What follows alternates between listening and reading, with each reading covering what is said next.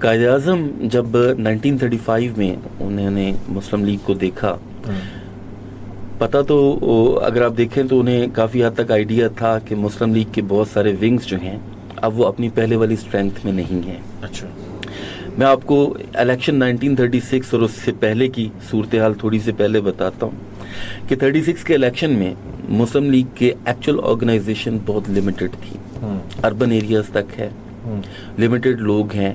اور پھر اس کے بعد انگریزوں کے زمانے میں یہ چیز الاؤڈ تھی کہ آپ بیک وقت ایک سے زیادہ پارٹیز میں بھی رہ سکتے ہیں. ٹھیک ہے.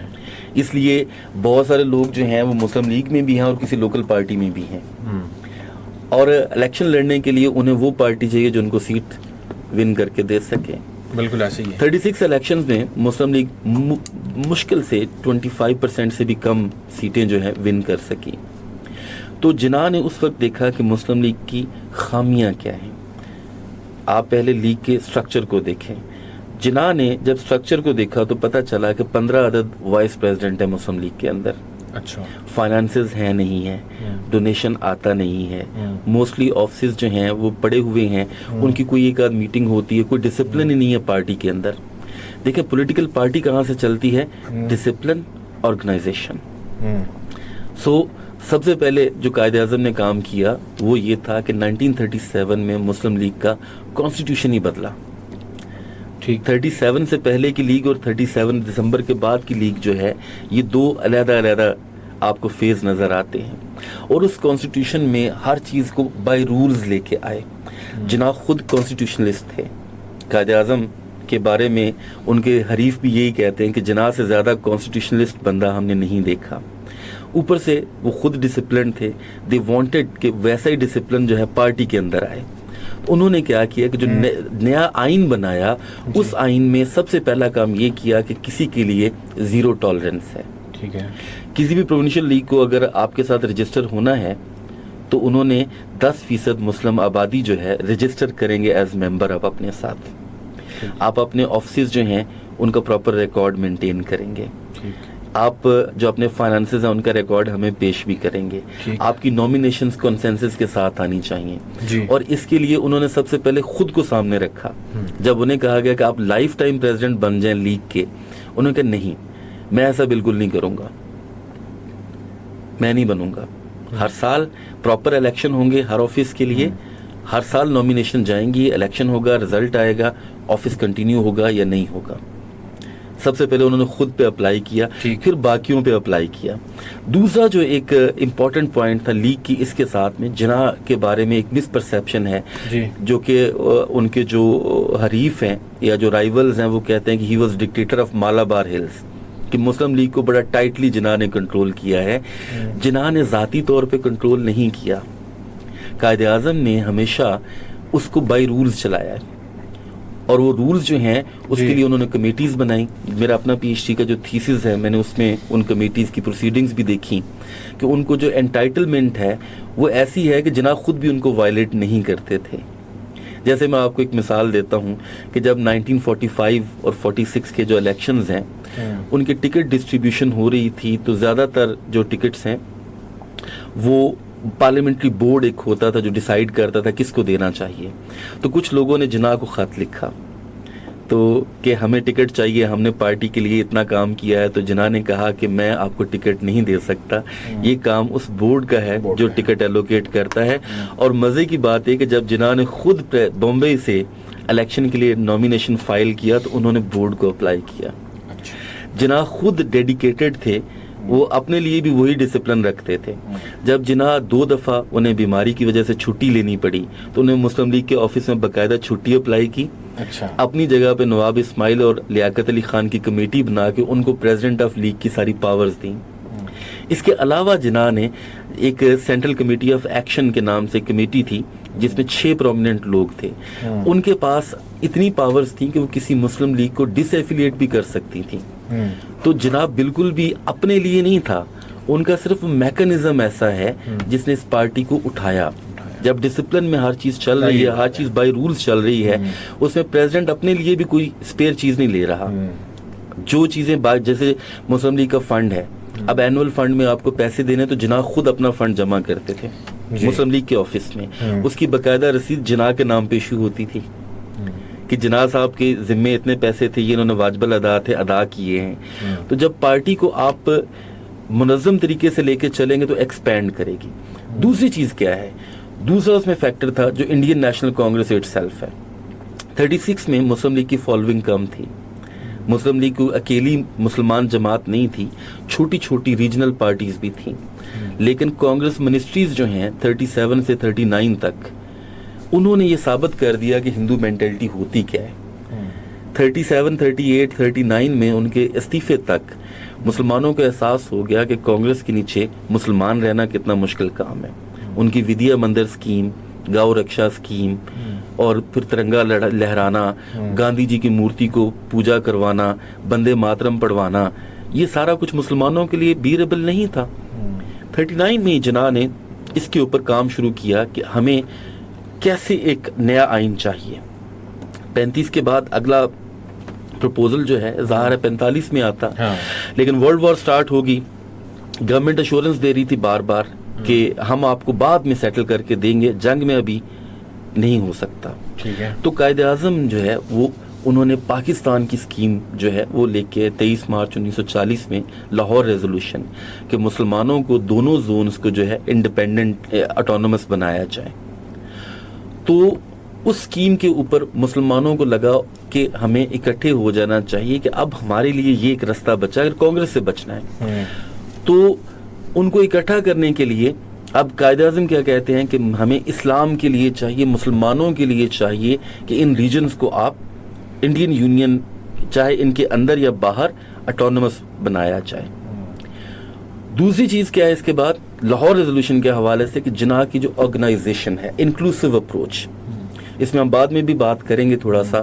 وہ کیا ہے کہ قائد اعظم نے جو ونگز بنائے لیگ کے اندر, جیسے مسلم اسٹوڈنٹ فیڈریشن ہے, مسلم لیگ نیشنل گارڈز ہیں, اس کے بعد Muslim League women Muslim student federation ہے, اس کے بعد ویمن نیشنل گارڈز ہیں, ویمن کمیٹی 1939 میں. یہ کوئی سوچ بھی نہیں سکتا کہ جناح اپنے وقت سے کتنا آگے تھے کہ انہوں نے ایک باقاعدہ ویمن کمیٹی بنائی جس میں فاطمہ جناح واز دا فرسٹ ون جنہوں نے خود سٹیپ آگے لیا کہ میں آتی ہوں. اور ویمن کمیٹی کے بعد کیا ہوا کہ باقاعدہ عورتوں کی پارٹیسپیشن بھی لیگ کے اندر آئی, اور پھر اسٹوڈنٹ آنا شروع ہو گئے. اس کے بعد ایک اور چیز کیا ہے, وہ ہے جب لیڈر آپ کا جو ہوتا ہے وہ سنسیئر ہوتا ہے, وہ نظر آتا ہے. جناح کی سنسیئرٹی نظر آتی تھی لوگوں کو 40s میں کہ جو وہ پرومس کر رہا ہے کہ آپ کے پاس ایک ملک ہوگا جہاں پہ اسلام کو کوئی خطرہ نہیں ہے, آپ کو خطرہ نہیں ہے, you are free to practice your religion, آپ کے کلچر کو مسئلہ نہیں ہے, آپ کی ہسٹری کو پرابلم نہیں ہے, آپ کی ایگزسٹنس کو پرابلم نہیں ہے. اور جہاں سے ہم نے بات شروع کی تھی, اور وہ کیا تھی کہ آپ کا مائنورٹی کوسچن حل ہو جائے گا. سو 40 to 45 جو 5 سال ہیں, اس میں مسلم لیگ کی گروتھ جو ہے وہ ڈبل ٹرپل ہوئی. کیوں؟ کیونکہ جناح کا افیکٹو میکانزم, اس کو ونگز میں تقسیم کرنا, پاور کی ڈیزولوشن, انٹائٹلمنٹ آف پاور, اور سب سے بڑی بات اسٹرکٹ ڈسپلن, اپنے لیے بھی اور دوسروں کے لیے بھی, سب کے لیے. اور اس میں بڑی ساری مثالیں ہیں جن میں انہوں نے شوکاز نوٹس دیے ہیں. ایک چھوٹی سی چیز ہے کہ مسلم لیگ جو ہے, اگر وار کونسل کا ایشو میں آپ کو بتاتا ہوں کہ جب وار کونسل سٹارٹ کی برٹش گورنمنٹ نے کہ اس میں نامینیشنز لوگ نامینیٹ کیے لوگ, تو سر اسکندر حیات اور فضل حق ان دونوں جو ہیں دونوں نے وار کونسل میں بینگ چیف منسٹر جناح کی اجازت کے بغیر پارٹیسپیٹ کر لیا. جناح نے ان کو شوکاز نوٹس بھیجا کہ جب تک لیگ کی سینٹرل آرگنائزیشن آپ کو نہیں بولے گی آپ نہیں جا سکتے. Immediately step down, let us decide. یہ 2 بڑے مسلم میجورٹی پروونس ہیں. اور آپ کو یہ بھی مزے کی بات بتا دوں کہ سکندر جناح پیکٹ, اس کے بعد پنجاب کے اندر مسلم لیگ کی پریزنس صرف سکندر حیات خان کے اوپر تھی. اور ہوا کیا کہ جناح نے انہی کو شوکاز نوٹس دیا کہ ڈسپلن کے معاملے میں زیرو ٹالرنس ہے. فضل حق جو ہیں انہوں نے ریفیوز کیا, جناح نے ان کو ایکسپیل کر دیا. صحیح. سکندر حیات اپولوجائزڈ, جناح نے معاملہ سینٹرل کمیٹی کو جو ورکنگ کمیٹی ہے ان کو دیا, اور ورکنگ کمیٹی کے تھرو نئے آرڈرز آئے کہ اب ہم نے یہ ڈیسائیڈ کرنا ہے کہ either to participate in war council اور ناٹ. تو یہ آپ کو ڈسپلن کی ایک مثال دے رہا ہوں کہ اگر ایک پولیٹیشین جو ہے, ایک لیڈر جو ہے, وہ اپنے سب سے بڑے پروونس جو ہیں ان کے دونوں چیف منسٹر کو شوکاز دے رہا ہے صرف ڈسپلن کے میٹر پہ, تو پھر اس پارٹی کا آگے جانا بنتا تھا. بالکل بالکل ایسے. اچھا سر, ابھی یوتھ کے حوالے سے تھوڑا سا بات کر لیتے ہیں. قائد اعظم نے تحریک پاکستان کے لیے نوجوانوں کو منظم کیا اور متحرک کرنے کے لیے انہوں نے, ظاہری بات ہے, کون سی حکمت عملی ہے جو انہوں نے اختیار کی تھی؟ جناب بیسیکلی وہ 1930s میں ہی جناب اگر آپ دیکھیں تو جب وہ یہاں آئے تو انہیں اس بات کا احساس ہوا کہ ینگ پولیٹیشینس نہیں آ رہے, پولیٹیکل لاٹس جو ہیں وہ اب کام کر ہی نہیں رہی اس طرح سے. ٹھیک ہے. اور پرٹیکولرلی جو 37 سے 39 کا جو ٹائم ہے, اس پیریڈ میں جب جناح نے ان چیزوں کو ایویلیویٹ کیا کہ مسلم لیگ کے نہ اسپریڈ کی وجہ کیا ہے, why this party is confined, اس کی وجہ ہے کہ جاگیردار وڈیرے صرف وہی پارٹی نہیں ہوتے. تو انہوں نے ڈیسائیڈ یہ کیا کہ سب سے پہلے جو اسٹوڈنٹس ہیں ان کو اس کے اندر لایا جائے. ٹھیک ہے. اب اسٹوڈنٹس کے اندر لانے کے لیے ضروری کیا تھا کہ آپ اس کے ونگز بنائیں. جناح پارٹی کے اندر ہر چیز کے لیے کمیٹی بناتے تھے.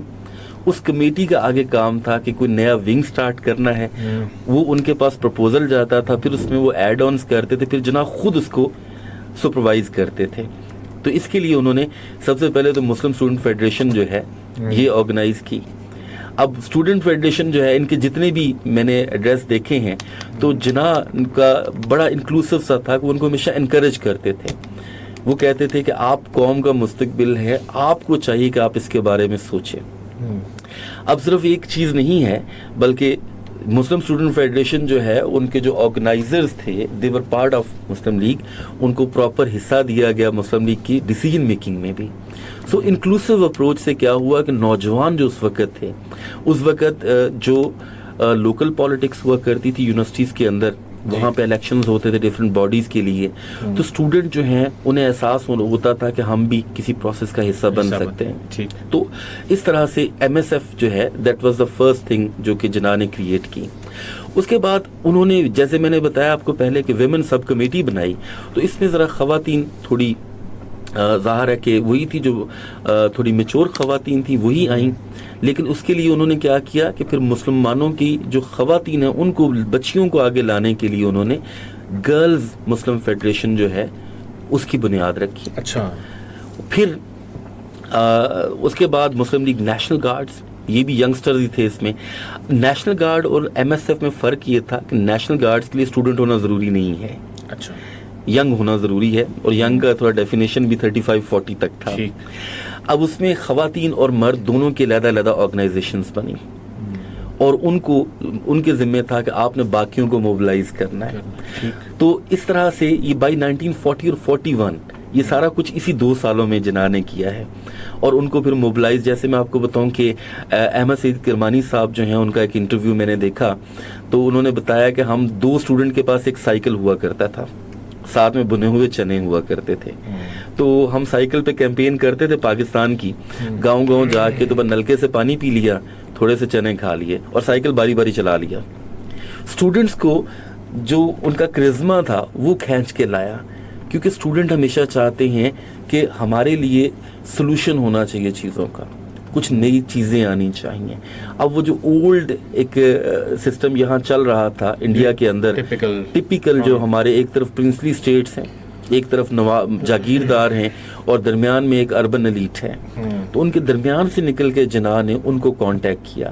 اور آپ کو مزے کی بات بتاتا ہوں کہ میں نے جناح پہ جتنا بھی کام کیا, اگر آپ صرف خواتین کی بات کریں تو میں کل رات میں دیکھ رہا تھا کہ جو ہم نے انڈیکس بنایا ہے اپنے والیومز کا, تو 40 سے 47 تک 92 اسپیچز ہیں جن میں جناح نے خواتین کے اوپر پرٹیکولرلی بات کی ہے, 92 اسپیچز میں.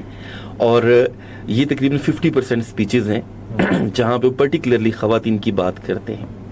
اسی طرح سے جو اسٹوڈنٹس ہیں, محمد نعمان تھے جنہوں نے پہلی کتاب لکھی مسلم نیشنلزم کے اوپر.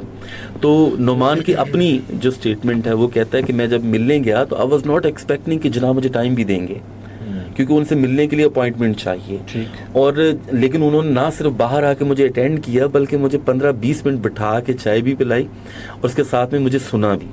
جب نعمان نے 1942 میں اپنی بک کمپلیٹ کی تو جناح نے کہا کہ آپ مجھے دو, میں اس کا فارورڈ نوٹ لکھوں گا.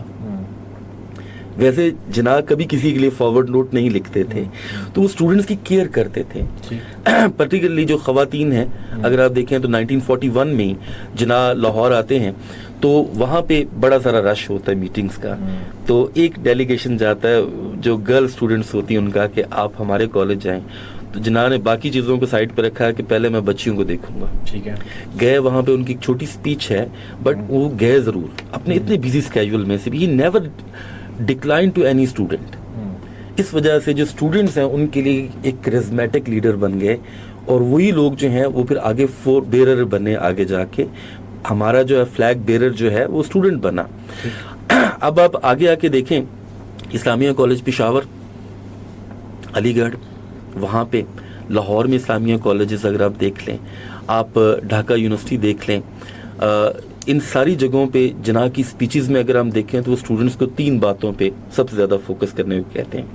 First of all, focus on yourself, be disciplined, be dedicated and change yourself, make yourself, اپنی ڈگنٹی بنائیں.